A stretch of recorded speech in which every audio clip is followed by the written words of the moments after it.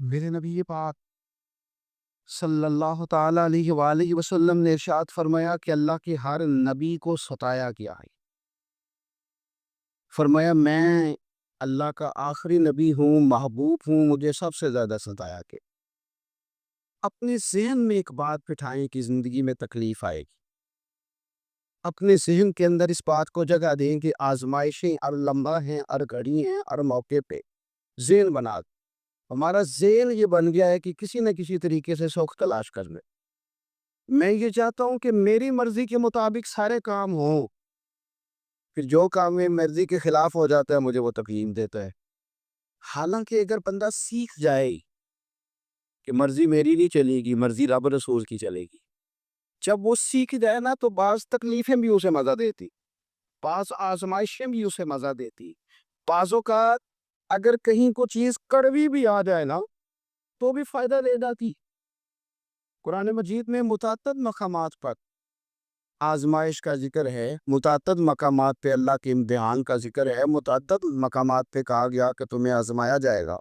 لیکن ہمارا یہ طریقہ ہے کہ نعمتیں آتی رہیں تو ہم راضی رہتے ہیں، اور کسی جگہ اگر کمزوری آئے، کسی جگہ امتحان دینا پڑ جائے، کسی جگہ کوئی کڑوی چیز آ جائے۔ محمود غزنوی بیٹھے ہوئے تھے، پھل کھا رہے تھے، تو ایک مالٹا محمود غزنوی کے قریب آیا تو اس کو توڑا، مالٹے کے ٹکڑے ہوتے اس کی کاشی بن جاتی ہے۔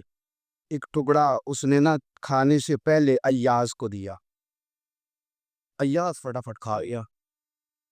اب محمود نے دوسرا حصہ اسی مالٹے کا اپنے منہ میں رکھا تو تھوک دیا، اتنا کڑوا۔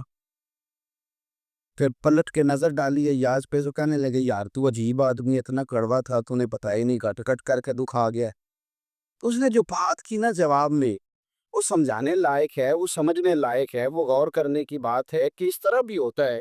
اور یاز کہنے لگے بادشاہ سلامت، تیرے ہاتھوں سے نا ہمیشہ ہی میٹھے ملے ہیں، اب ایک کڑوا آیا تھا میں تھوک دیتا تو کوئی نہیں، وفاداری تو نہیں ہے، نہیں، میں نے اس کا ذائقہ نہیں دیکھا، میں نے تو وہ ہاتھ دیکھے، وہ خدا جو نعمتیں تھے اور اتنی دے کے کہے کہ ان سے گنی نہ جائے، اتنی نعمتیں تھے۔ تو وہی رب اگر کہے وَلَنَبْلُوَنَّكُمْ بِشَيْءٍ مِّنَ الْخَوْفِ وَالْجُوعِ وَنَقْصٍ مِّنَ الْأَمْوَالِ وَالْأَنفُسِ وَالثَّمَرَاتِ، تمہیں ضرور آزمایا جائے گا، خوف کے ذریعے، بھوک کے ذریعے، مالوں اور جانوں کی کمی کے ذریعے تمہیں آزمایا جائے گا۔ وَبَشِّرِ الصَّابِرِينَ، اگر صبر کرو گے تو پھر خوشخبریاں بھی دی جائے گی۔ تو اگر اللہ آزمائے میرے بھائی، اگر رب آزمائے تو جس طرح اس کی نعمتیں آگے بڑھ کے جھولی میں ڈالتے ہو نا، اسی طرح یہ بھی کہنا چاہیے کہ دکھ قبول محمد بخشا، راضی رہن پیارے۔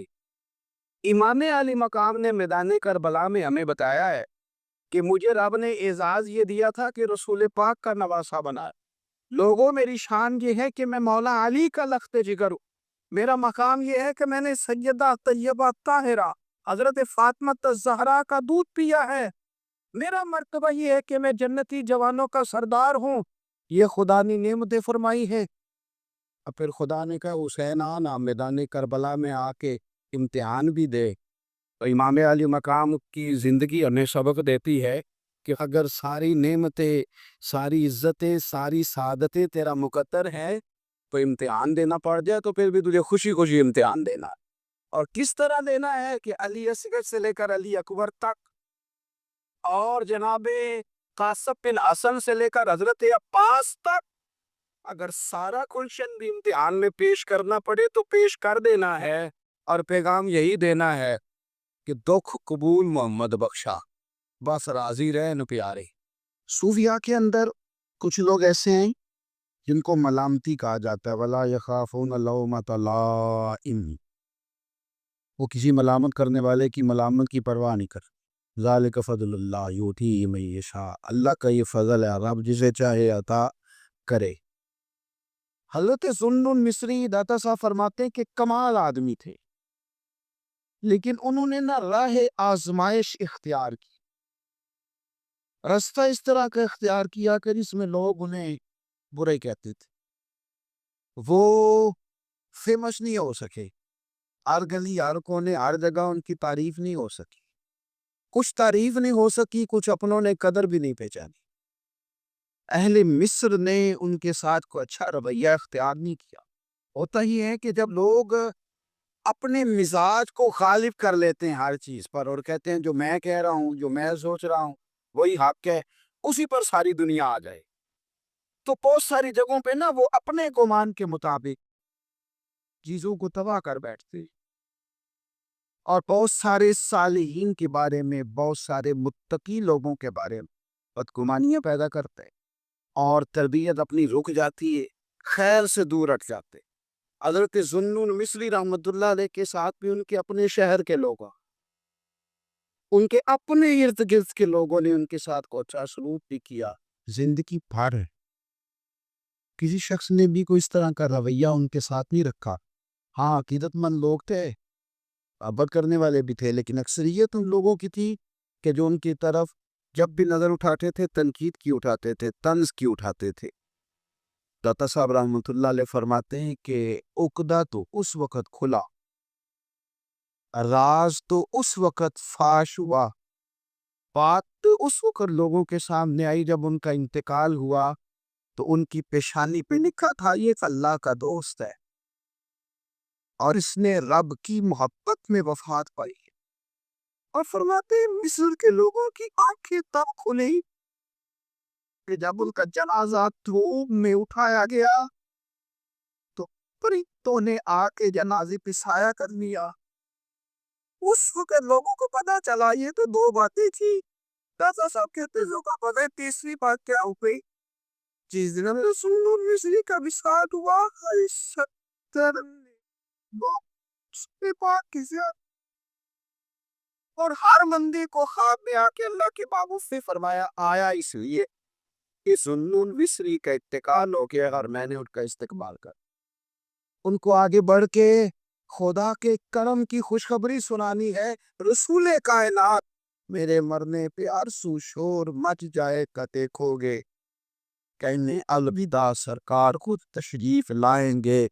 اور درویش نے کہا تھا بات پرندے بکھڑا میرا ہو جاوے جے تازہ، پھر سمجھ لینا محبوب میرے نے آن پڑے ہے جنازہ۔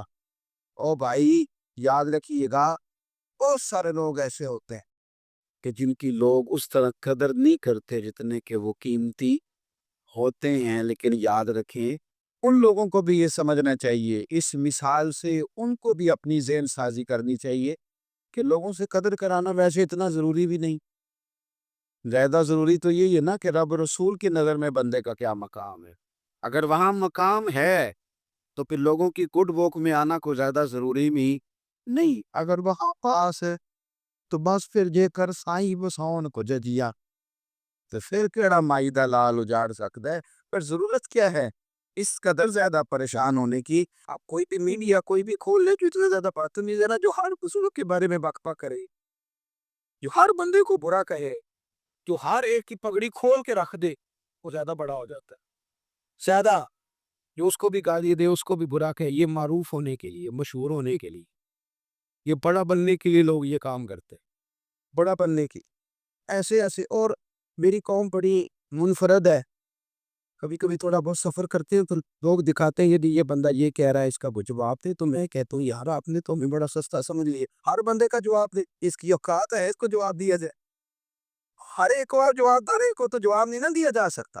حضرت ملا ربی رحمۃ اللہ علیہ فرمایا کرتے تھے، میں پہلے بھی آؤ کو وَإِذَا خَاطَبَهُمُ الْجَاهِلُونَ قَالُوا سَلَامًا، آپ فرماتے کہ رب نے قانون بنایا کہ جب جہل بحث کرے نا اسے سلوٹ کر دی، وہ کہے گا میں جیت گیا ہوں۔ جاہل جو ہوا وہ کہے گا صحیح کہ میں، وہ جی میرے تو سامنے کھڑا ہی نہیں ہوا، وہ تو بھاگ گیا، وہ بھائی بلا کیوں نہیں کھڑا ہوا؟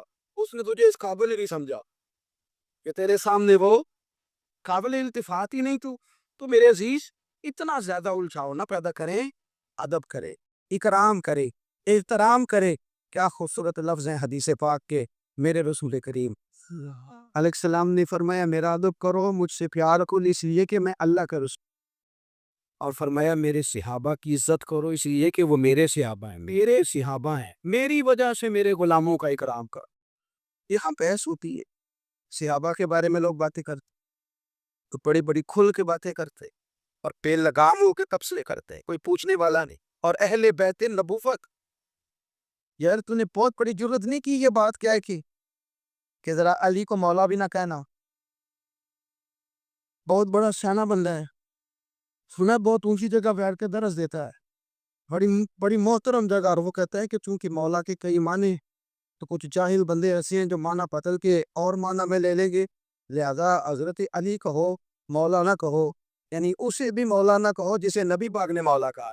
اسے بھی مولا نہ کہو. اس کی بات مان یار آپ دین کا اوسر ضائع کر رہے ہیں. آپ رسول کریم علیہ الصلوۃ والسلام جس کا جو اعزاز بیان کریں گے حضور کی نسبت کی برکت سے امت اس کا وہ اعزاز نہ صرف مانے گی بلکہ جانے گی. کیا خوبصورت جملے. حضور نے فرمایا میرے علی کا چہرہ دیکھنا عبادت. حضرت ابو طلحہ انصاری کہتے ہیں میں نے تجسس کی نظروں سے دیکھا. صحابہ ہمارا بڑا بھلا کرتے تھے نا. کہتے ہیں میں نے تجسس کی نظروں کو. حضور سمجھ گئے اس کی نظروں میں سوال ہے. حضور نے فرمایا نظر الی وجہ علی عبادہ. علی کا چہرہ دیکھنا. حضرت ابو طلحہ کہتے ہیں میں نے تجسس سے دیکھا تو حضور مسکرائے. سوال میرے اندر تھا کہ حضور ہم تو دیکھ رہے ہیں تو جو نہ دیکھ سکے ہم تو دیکھ رہے ہیں. تو حضور نے فوراً کہا ذکر علی عبادہ. اس کا خالی ذکر بھی کرتے رہنا تو میں عبادت کا ثواب ملتا رہے ہوگا. تو نبی پاک صلی اللہ علیہ وسلم نے جو اکرام کی سیڑھیاں بتائیں جو آداب کے طریقے رسول کریم نے بتائے وہ سارے اس لیے بتائے کہ امت ان کا ادب کرے, امت ان کا اکرام کرے, امت ان کا احترام کرے. ہمارے محدثین کی ایک پوری جماعت گزری ہے. ایک بڑی عجیب بحث انہوں نے لکھی ہے. کہتے ہیں جناب بہت سارے لوگوں نے حضرت فاطمہ الزہرا سے زیادہ روایتیں کیوں نہیں کی. بی بی پاک سے خاتون جنت سے زیادہ روایات مروی کیوں نہیں. اللہ اکبر. تو ایک صوفی بزرگ نے کمال لکھا ہے. وہ کہتے ہیں سر بات یہ ہے کہ بہت سارے بزرگ تھے جو ڈرتے تھے کہ جب آپ کسی سے حدیث دیتے ہیں تو پھر آپ کو نہ اس کے احوال بھی بیان کرنے پڑتے. تو بڑے لوگ ڈرتے تھے کہ اتنا بڑا نام سیدہ پاک کا اور ہم اس پر بات کریں, سیدہ پاک پہ بات کریں. اعلیٰ حضرت کے چھوٹے شہزادے کی بات میں نے کئی دفعہ سنائی ہے. وہ فرمایا کرتے تھے مجھے اللہ کی عزت کی قسم میں نے اپنے نبی کی بیٹیوں کے نام کبھی بغیر وضو زبان سے ادا ہی نہیں کی. ڈر آتا اوہ اتنی مقدس ہستیاں. لوگ کامتے تھے توبہ توبہ. اب تو بحث کرتے کہتے تھے حضور کی ازواج کے بارے میں بات کرے, ام المومنین حضرت خدیجہ کی بات کرے, حضرت حفصہ کی بات کرے, ام حبیبہ کی, سیدہ طیبہ عائشہ صدیقہ کی بات کرے. لوگ ڈرتے تھے خبردار کوئی ایسا جملہ نہ نکل جائے. بھائی نسبت کا اکرام. جب کوئی حضرت عائشہ کی عزت کرتا ہے تو دراصل میرے نبی پاک کا اکرام کر دیا. اہل بیت نبوت کا ادب کیا جاتا ہے تو رسول کریم کا ادب.